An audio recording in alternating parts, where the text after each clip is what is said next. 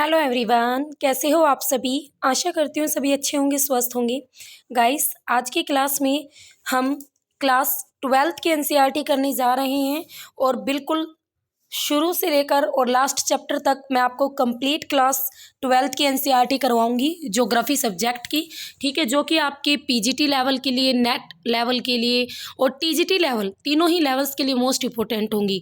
और गाइस, अगर आप एचटेट देने जा रहे हो, सीटेट देने जा रहे हो या उसके अलावा और कोई कॉम्पिटिटिव एग्जाम दे रहे हो टीचिंग का, तो उसके लिए आपको टीजीटी और पीजीटी दोनों के लिए आपको एनसीईआरटी करनी बहुत ज़्यादा ज़रूरी है। तो कम से कम क्लास 11th और 12th दोनों की एनसीईआरटी ज़रूर पढ़िएगा। तो आज की क्लास में हम करेंगे क्लास 12th की एनसीईआरटी बुक ज्योग्राफी सब्जेक्ट की मानव भूगोल के मूल सिद्धांत। तो आज की क्लास में मैं आपको, देखो ये आपके पास पूरी लिस्ट है चैप्टर की, जिसमें हम अध्याय 1 पढ़ेंगे मानव भूगोल के बारे में, फिर वर्ल्ड की पॉपुलेशन के बारे में पढ़ेंगे, वितरण क्या होता है, घनत्व क्या होता है, पॉपुलेशन ग्रोथ क्या होती है, जनसंख्या संगठन पढ़ेंगे, मानव विकास यानी ह्यूमन डेवलपमेंट के बारे में डिटेल से पढ़ेंगे। और उसके बाद हम जो प्राइमरी सेक्टर है, सेकेंडरी है, टेरिटरी है, ट्रांसपोर्ट है और ट्रेड है, इन सबको भी इसी 12th के एनसीईआरटी में कंप्लीटली स्टडी करेंगे। फिर मानव बस्तियों को पढ़ेंगे। तो ये सारे के सारे चैप्टर मैं आपको करवाऊंगी अपने यूट्यूब चैनल पर ही। तो बने रहना मेरे यूट्यूब चैनल पर। न्यू हो तो सब्सक्राइब कर लेना, बेल आइकन जरूर प्रेस करना, तभी आपको मेरी आगे आने वाली वीडियो का नोटिफिकेशन मिलेगा। ठीक है, तो आज की क्लास में जो हमारा पहला चैप्टर रहेगा ये मानव भूगोल से रिलेटेड है। इसमें आप चीज़ों को समझोगे कि मानव भूगोल में किस तरीके से आप कैसे अध्ययन करोगे। देखो, मानव भूगोल जैसे नाम से ही पता चल रहा है, मनुष्य और भूगोल। ठीक है, मनुष्य और भूगोल दोनों का आपस में संबंध। भूगोल आप अच्छी तरीके से जानते हो कि भाई हमारी पृथ्वी पर जो कुछ भी पाया जाता है वो हम किसके अंतर्गत पढ़ते हैं, वो हम ज्योग्राफी के अंतर्गत पढ़ते हैं, भूगोल के अंतर्गत पढ़ते हैं।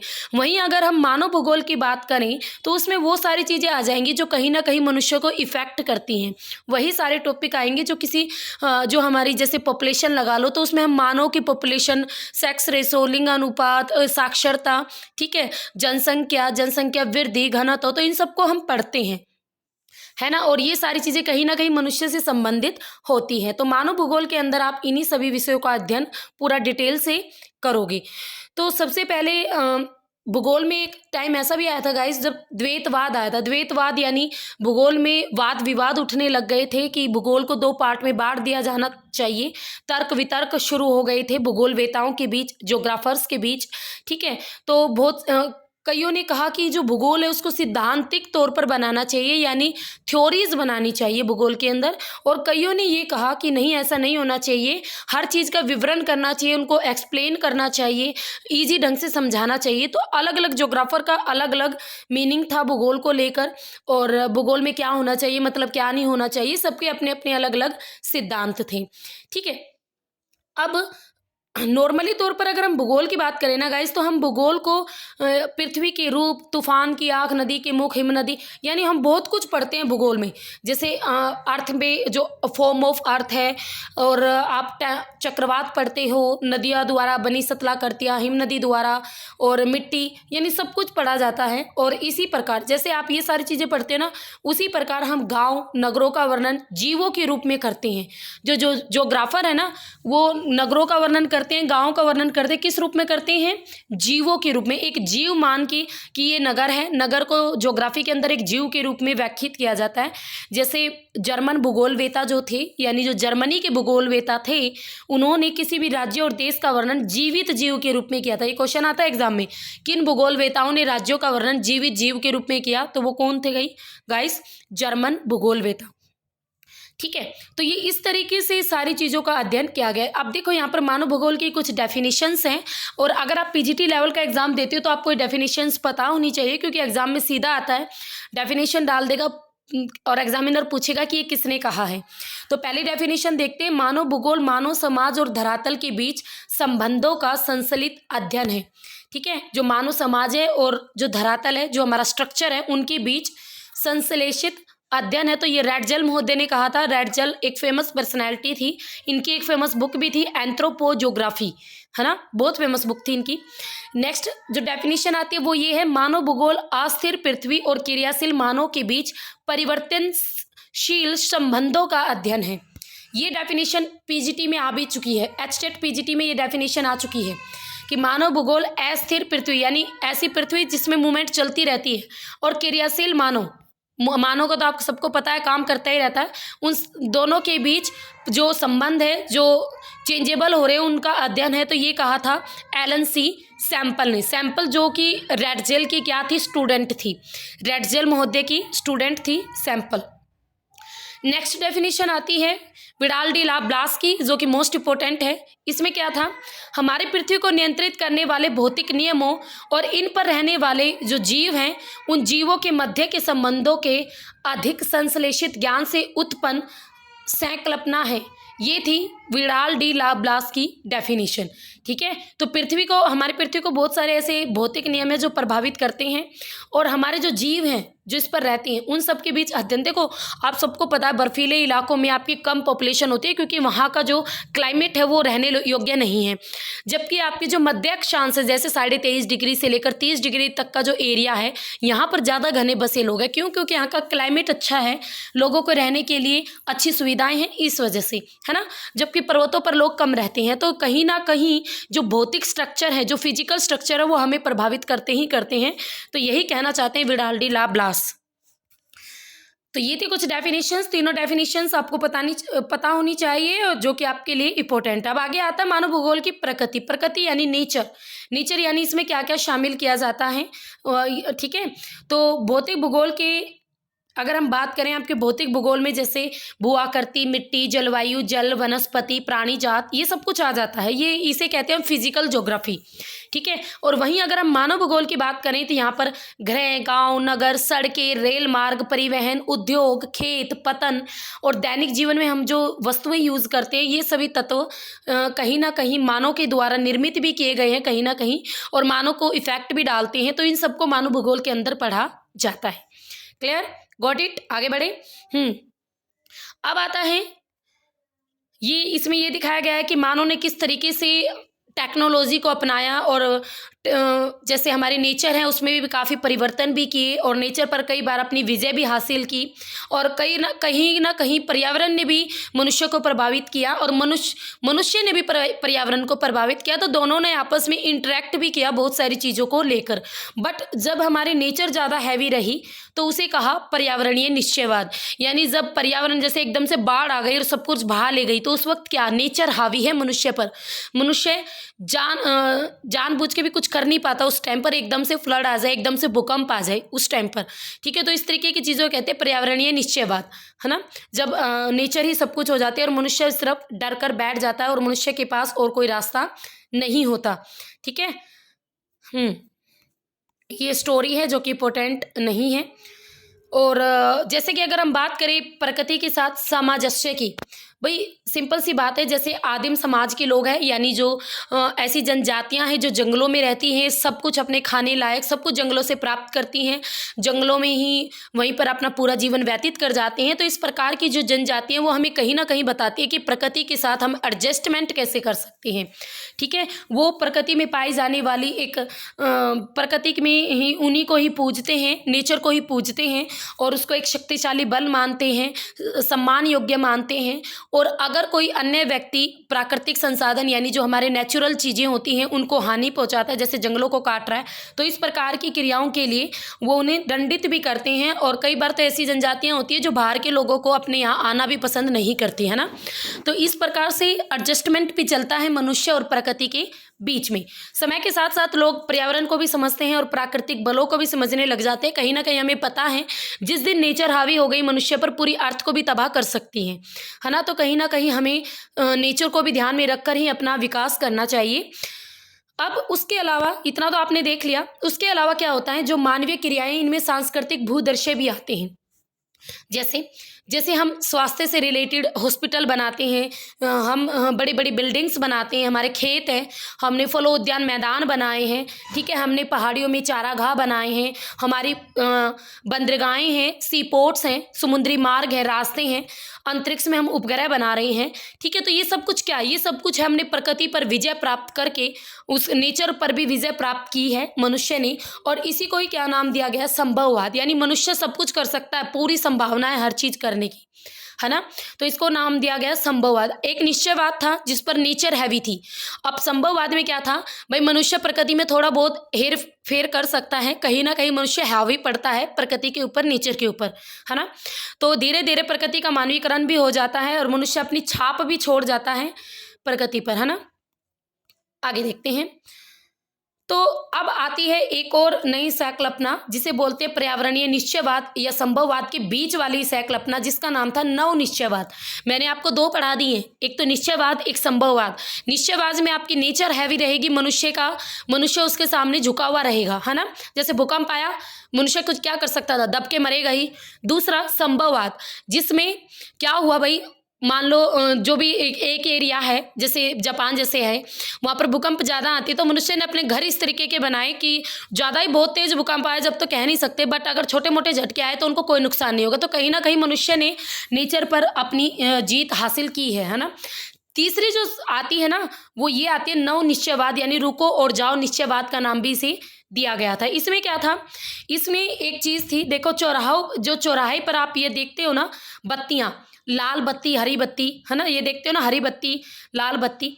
तो जो लाल बत्ती है इसका अर्थ होता है रुको, ये एग्जाम में पूछी जाती है। लाल बत्ती का अर्थ क्या होता है, रुको, रुको और जाओ, है ना, रुको और जाओ निश्चयवाद। तो लाल बत्ती का अर्थ रुको। पीली बत्ती लाल और हरी बत्ती के बीच में रुक कर तैयार रहने का अंतराल तैयार करती है। यानी लाल ने कहा रुको, पीली क्या कहती है, तैयार हो जाओ, रेडी, है ना, और हरी बत्ती क्या कहती है, जाओ। तो रुको और जाओ, रुको और थोड़ी टाइम के लिए तैयार हो जाओ और फिर जाओ। तो ये थी ग्रिफिथ टेलर महोदय की। किसने दी थी, एग्जाम में बहुत पूछी जाती थी कि ये किसने दी है। तो ये भूगोल वेता थे ग्रिफिथ टेलर महोदय, जिन्होंने पर्यावरणीय निश्चयवाद और संभववाद के बीच की संकल्पना थी। इसमें ना तो नेचर हैवी होती है ना मनुष्य हैवी होती है ना, दोनों का इक्वल रोल होता है। तो नव निश्चयवाद इसको नाम दिया गया था। तो चौराहे पर यातायात के नियंत्रण जो रखती है बत्तियां, उनसे इसने अपनी जो स्टेटमेंट, जो संकल्पना थी, जो कंसेप्ट था, उसको क्लियर किया था। तो ये था भाई ग्रिफिथ टेलर महोदय का। तो कहीं ना कहीं हम पर्यावरण को हानि पहुंचाते हैं और उसके नुकसान हमें आज भी देखने को मिल रहे हैं। For example ozone hole, CO2 की मात्रा में वृद्धि, ग्लेशियर पिघल रहे हैं, फ्लड आ रही है। फ्लड के अलावा आपकी जो आइलैंड है वो भी डूब रहे हैं, समुद्र का लेवल बढ़ रहा है, गर्मी बढ़ रही है। तो ये कहीं ना कहीं क्या, ये प्रकृति का गुस्सा है जो हम पर फूट रहा है ना। तो मनुष्य भी कहीं ना कहीं उत्तरदायी है बहुत सारे कारणों के लिए। नेचर ने अपने आप को सब कुछ नहीं किया है। अब पर विजय भी तो मनुष्य ने बहुत ज्यादा पाई है। अब एक और आता है कंसेप्ट मानव भूगोल का, कल्याणपरक और मानवतावादी विचारधारा। इसका संबंध लोगों के सामाजिक कल्याण के विभिन्न पक्षों से, यानी शिक्षा, यानी एजुकेशन को इसमें शामिल किया जाता है, हेल्थ को शामिल किया जाता है, और मनुष्य कैसे रह रहा है, यानी साफ सफाई और उसके रहने का स्तर निम्न लेवल का है, हाई लेवल का है, मीडियम लेवल का है। तो इन सबको इसमें शामिल किया जाता है। यानी एक सामाजिक तौर पर मनुष्य की कंडीशन कैसी है, समाज में उसकी रेपुटेशन कैसी है, समाज में उसका ओहदा कैसी है, कितना स्टैंड कर रहा है, इन सब चीज़ों को इसमें शामिल किया जाता है। एक आती है अमूलवादी विचारधारा, यानी रेडिकल। इसमें क्या होता है, इसमें गरीबी के कारण जब बंधन और सामाजिक असमानता, मीन्स देखो हम कई बार होते हैं ना, अरे ये तो बहुत ज़्यादा गरीब है, कोई अमीर है, तो अमीर कई बार कटता है ना गरीब से, मैं इसके पास भी नहीं जाऊंगा, इसमें बदबू आ रही है, वो आ रही है। तो इस तरीके के कंसेप्ट का विरोधी था ये, ठीक है, अमूलवादी विचारधारा। तो जो सामाजिक असमानता दिखी ना उन दो लोगों में, किसके कारण, धन के कारण, एक अमीर है एक गरीब है, इस वजह से, ठीक है। तो इसलिए इसमें व्याख्या की गई थी। तो मार्क्स के सिद्धांत का इसमें यूज़ किया गया था और सामाजिक समस्याओं का संबंध पूंजीवाद के विकास से था।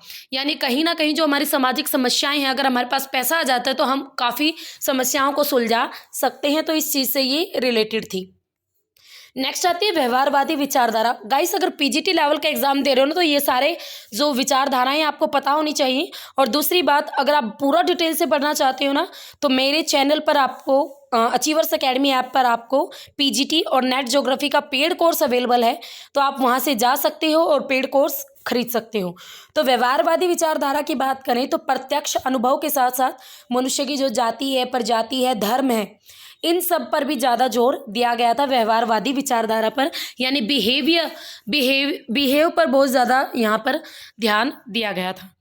नेक्स्ट आता है गाइस मानव भूगोल के क्षेत्र और उप क्षेत्र, यानी इसमें कौन कौन से स्कोप आता है, कौन सा एरिया आता है, किस तरीके की चीज़ों को हम इसमें स्टडी करते हैं, तो इन सबको शामिल किया जाता है। जैसे कि आपने नेचर पढ़ी, अभी मैंने आपको बताया कि मनुष्य और मनुष्य से रिलेटेड जो भी चीज़ें हैं वो सब कुछ मानव भूगोल में आता ही है। वैसे भी मैं आपको दिखाती हूँ, ठीक है, ये यहाँ से अगर मानव भूगोल की बात करें ना, तो ये मानव भूगोल जो हमारे एसएस है, सामाजिक विज्ञान है, उनके साथ बहुत गहरा संबंध है इसका। जैसे जैसे गाइस ज्ञान का विस्तार हुआ, यानी नॉलेज बढ़ी, उसे वैसे वैसे आपके एरियाज भी बढ़ते चले गए, ठीक है। और मानव भूगोल के साथ भी ऐसा ही हुआ। मानव भूगोल के क्षेत्र और उप क्षेत्र दोनों की बात करें, दोनों का ही हम अब आगे एक टेबल मिलेगी, उसमें आपको डिटेल से समझ में आ जाएंगी कि मानव भूगोल के अंदर हम किन किन चीज़ों को शामिल करते हैं। जैसे ये रही टेबल, आप ध्यान से देखना, इसमें देखो सामाजिक भूगोल, ठीक है। तो ये मेनली अगर हम बात करें ना, तो ये आपके मानव भूगोल के कुछ क्षेत्र हैं, मानव भूगोल के कुछ क्षेत्र हैं जिसमें एक सामाजिक भूगोल आता है। अब सामाजिक भूगोल मेन ब्रांच है और उसके आगे कुछ सब पार्ट है, जैसे व्यवहारिक भूगोल, सामाजिक भूगोल का भूगोल, अवकाश का भूगोल, सांस्कृतिक भूगोल, लिंग भूगोल, ऐतिहासिक भूगोल, चिकित्सा भूगोल, ठीक है। ये सब कुछ पार्ट है किसका, सामाजिक भूगोल का, और ये इनके अंतर कुछ टॉपिक्स आ जाते हैं। नेक्स्ट आता है जैसे नगरीय भूगोल, ये भी ब्रांच मानव भूगोल की है, नगरीय भूगोल। और नगरीय भूगोल में हम क्या करते हैं, नगरीय अध्ययन करते हैं, नगर का नियोजन कैसे होगा, कैसे डेवलपमेंट होगा, इन सब चीज़ों को पढ़ा जाता है। नेक्स्ट आता है राजनीतिक भूगोल। राजनीतिक भूगोल, इसमें निर्वाचन भूगोल, सैन्य भूगोल, राजनीति विज्ञान। जब आप नेट ज्योग्राफी की तैयारी करते हो ना, तब मैंने ये पूरी ब्रांच करवाई हुई है राजनीति विज्ञान के रूप में, जिसमें राजनीति से रिलेटेड काफ़ी टॉपिक आते हैं आपके, तो उन सबको हमने डिटेल से यहाँ पर स्टडी किया गया है कोर्स में, पेड कोर्स में अवेलेबल है वो सारी चीज़ें, ठीक है। तो आपको किसी बुक में नहीं मिलेगी, और अगर आप एक दो बार एचटेट पीजीटी दे चुके हो तो आपको पता ही होगा कि ऐसे क्लियर नहीं होगा। बहुत सारे ऐसे टॉपिक है जो आपको किसी बुक में नहीं मिलेगा गाइस। और यकीन मानो, अगर पीजीटी और नेट ज्योग्राफी का आप पेड कोर्स लेते हो ना, तो आपको खुद लगेगा कि हाँ भाई मैम ने बहुत कुछ करवाया हुआ है, बस आप करने वाले बनो। अगर आप मेहनत करते हो, जितना मैंने पढ़ाया उसको स्टडी करते हो, पढ़ते हो पेड कोर्स में, तो उसके बाद आपका पीजीटी और नेट लेवल का एग्जाम भी ईजिली क्लियर हो जाएगा, आपको कोई टेंशन नहीं रहने वाली, ठीक है। क्योंकि गाइस मैं खुद ही एचटेट 2 बार क्वालिफाई हूँ, मुझे पता है एचटेट में क्या क्या आता है। केवीएस क्वालिफाई हूँ, मुझे केवीएस का भी पता है सब कुछ, एनवीएस का भी, ठीक है। तो टेंशन ना लो, इन सब एग्जाम्स को देखकर ही मैंने अपना पेड कोर्स बनाया हुआ है। नेक्स्ट आता है जनसंख्या भूगोल। तो जनसंख्या भूगोल main branch of human geography, ठीक है। और जनसंख्या भूगोल में हम जनानकी के बारे में पढ़ते हैं, यानी जो भी हमारे पॉपुलेशन से रिलेटेड डाटा होता है उनको डिटेल से स्टडी किया जाता है कि किस प्रकार का डाटा कैसे निकाला जाता है। आवास भूगोल, आवास भूगोल में आपकी नगरीय जनसंख्या, नगर का नियोजन, गांव का नियोजन, ग्रामीण बस्ती, नगरीय बस्ती, इन सब का अध्ययन किया जाता है। नेक्स्ट आता है इकोनॉमिक भूगोल, इकोनॉमिक ज्योग्राफी, आर्थिक भूगोल। इसमें आपका संसाधन भूगोल, कृषि भूगोल, उद्योग भूगोल, पर्यटन भूगोल, अंतर्राष्ट्रीय व्यापार, इन सब का अध्ययन किया जाता है। तो ये सारी की सारा जो एरिया आता है, जो क्षेत्र आता है, ये मानव भूगोल के अंतर्गत आता है। तो मानव भूगोल का सामाजिक विज्ञान के साथ बहुत गहरा संबंध है, क्योंकि ये सारे टॉपिक आपके एसएस में भी आते हैं और ह्यूमन ज्योग्राफी में भी आते हैं। तो गाइस ये था आपका पहला चैप्टर क्लास 12 के एनसीईआरटी का, जिसमें हमने डिटेल से पढ़ा कि क्या होता है मानव भूगोल, कौन कौन सी इसमें विचारधाराएं आती हैं, निश्चयवाद, संभववाद, नव निश्चयवाद, व्यवहारवादी, आमूलवादी, ठीक है, सारी मैंने आपको पढ़ा दी हैं। और इसमें ठीक है, तो ये पहला चैप्टर हमारा यहाँ पर कंप्लीट होता है। तो आशा करती हूँ आपको पूरा चैप्टर कंसेप्ट क्लियर हो गया होगा। फिर भी अगर आपको कोई इशू हो, चीज़ें समझ में नहीं आए, तो आप मुझे कमेंट बॉक्स पर लिख सकते हो। चैप्टर 2 विश्व की जनसंख्या पढ़ेंगे हम अपनी नेक्स्ट वीडियो में, जब भी वीडियो डालूंगी, ठीक है। तो इस क्लास को अच्छी तरीके से पढ़ लेना। ये आपका चैप्टर 1 कंप्लीट होता है। यहाँ पर कैसी लगी वीडियो मुझे कमेंट बॉक्स पर जरूर बताना। तो फिर मिलेंगे, तब तक के लिए have a nice day, okay, bye bye.